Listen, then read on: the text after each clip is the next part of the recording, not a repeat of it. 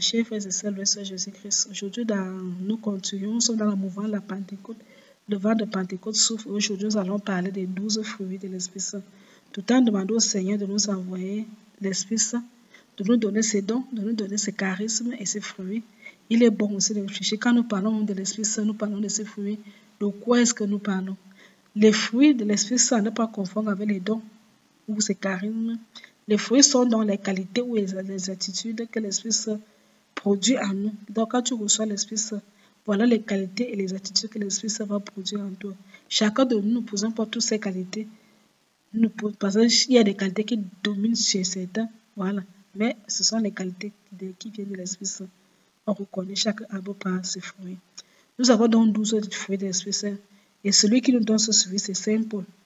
Nous lisons de Saint Paul dans sa lettre aux Galates chapitre 5, verset 22 à 23. Galates chapitre 5, verset 22 à 23.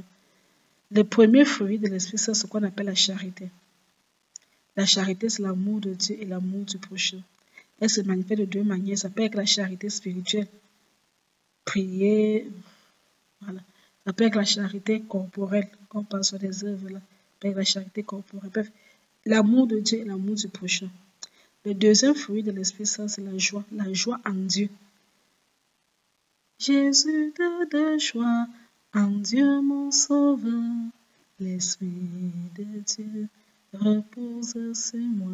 La joie, c'est donc ce bonheur intérieur, même dans les difficultés. C'est-à-dire, j'ai un problème qui me dérange, mais je crois quand même de la joie au fond de moi, malgré les épreuves. Je n'ai pas mangé depuis le matin, je ne suis pas sûr de manger. Ça fait déjà 2 jours que je suis affamée, mais je suis dans la joie. Je n'ai pas l'argent pour payer le taxi pour rentrer chez moi, mais je suis dans la joie. Les enfants sont dehors, ils n'ont pas de quoi manger, ils n'ont même pas la bonne, les a mis dehors en pension, mais je suis dans la joie. Le bailleur a mis mes choses dehors, je suis dans la joie. Je n'ai pas de cravate, je n'ai pas de ceci, mais je suis dans la joie. La joie en Dieu. Jésus de joie en Dieu. La troisième fruit, c'est la paix. La paix du Seigneur. Souvenons-nous quand Jésus ressuscite, les premières paroles qu'il prononce à ses apôtres, il les court dans une maison enfermée le dimanche de Pâques. Il est apparu à Marie-Madeleine au forme tombeau. Maintenant, il vient apparaître aux apôtres le soir, le dimanche soir. On dit qu'il est d'abord apparu aux disciples de Maïus qui rentraient. Aux disciples de Maïus, ils ont fait demi-tour, venir raconter aux apôtres qu'ils ont vu Jésus. Jésus lui-même encore apparaît aux disciples. Et les premières paroles qu'il dit, je vous donne ma paix. Je vous recevez ma paix, je vous donne ma paix. Non pas comme le monde vous donne, ma paix, la paix du Christ. Quelle est cette paix du Christ? Qu'est-ce qu'elle produit en nous? Elle nous produit en nous la tranquillité de l'âme, la sérénité intérieure, la paix, la tranquillité de l'âme, la paix du Seigneur. Le quatrième fruit, c'est ce qu'on appelle la patience. La patience, c'est un fruit qui est lié aux épreuves. C'est ce fruit qui nous donne la capacité de supporter les difficultés de la vie avec foi, avec calme, avec persévérance. Malgré les difficultés, malgré que le problème que je ne finis pas, je continue de prier. Je continue de persévérer. Je garde ma foi en Dieu. Et c'est que tout finira par s'arranger. La patience de supporter les épreuves. Quand vous voyez certaines personnes supporter certaines épreuves, certaines maladies, c'est la patience qui leur fait supporter ça. Le cinquième fruit, c'est la longanimité. La longanimité, c'est aussi une forme de patience, mais qui tient sur le long terme. Si la patience, c'est une question de jours, de mois ou d'une année, la longanimité va sur plusieurs années. C'est dans cette patience à supporter les offenses, à supporter les injustices sans se venger. Ce n'est pas parce qu'on a tué mon enfant, a tué mon père, a tué ma mère que j'irai me venger, non. Je confie ce problème à Dieu. Je supporte. On peut forcément t'accuser au tribunal, on peut te commettre une injustice. Je supporte, tu supportes. C'est l'Esprit Saint qui te donne le support. Cette phrase-là, ce n'est pas toi-même.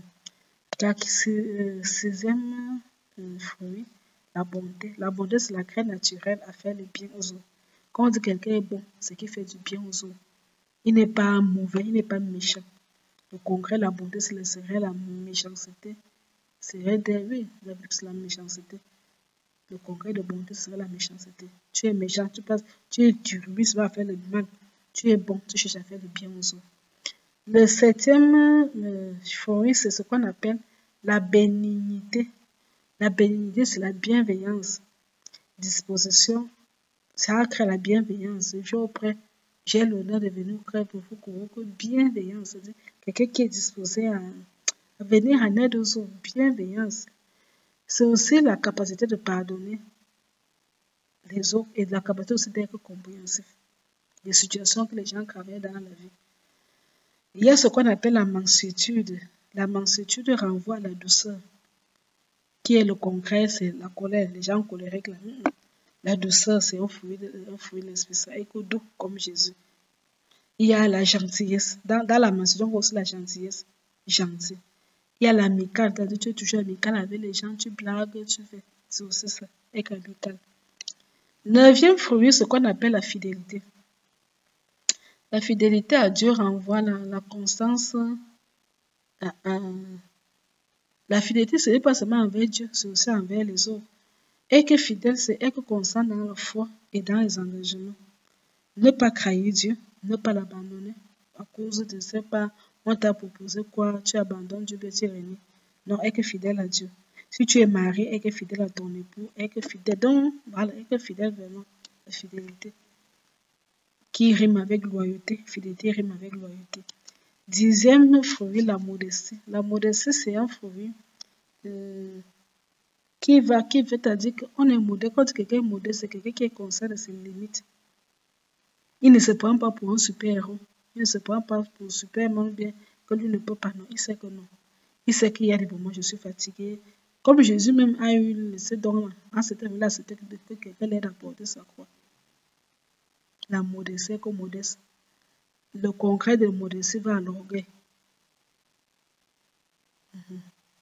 Modestie. 11e fruit, ce qu'on appelle la continence. La continence, la maîtrise de soi. Je peux même maîtriser moi-même. Je maîtrise mes émotions. Je me contiens. J'arrive à même maîtriser. C'est aussi la maîtrise ou alors le contrôle de ses désirs. Ça peut être les désirs sexuels, ça peut être l'appétit, manger. Donc j'arrive à maîtriser ça. On dit donc que tu as la continence. Quand tu maîtrises tes désirs sexuels, quand tu maîtrises l'appétit, quand tu maîtrises tes désirs de jeu, voilà, tu te contiens, la maîtrise de soi. Tu es en colère, mais tu te contiens. Et le 12e, c'est la chasteté. C'est vraiment cette pureté du cœur et du corps. Voilà. J'ai décidé que chasse. Je désire que je ne vais pas commettre l'adultère si je suis mariée. De ne pas commettre la fornication. Voilà. De ne pas regarder mauvais films, films pornographiques, tout ça. La pureté du cœur et du corps. C'est ça, c'est la chasteté. Donc, je rappelle les 12 fruits de l'Esprit Saint.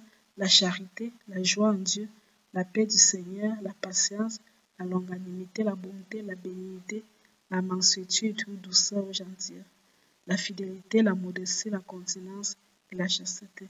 C'était tout pour aujourd'hui. Que Dieu vous bénisse abondamment et que l'Esprit Saint, le vent de l'Esprit Saint souffle sur nous. Que Dieu vous conduise au Messie Saint en tout place, Jésus.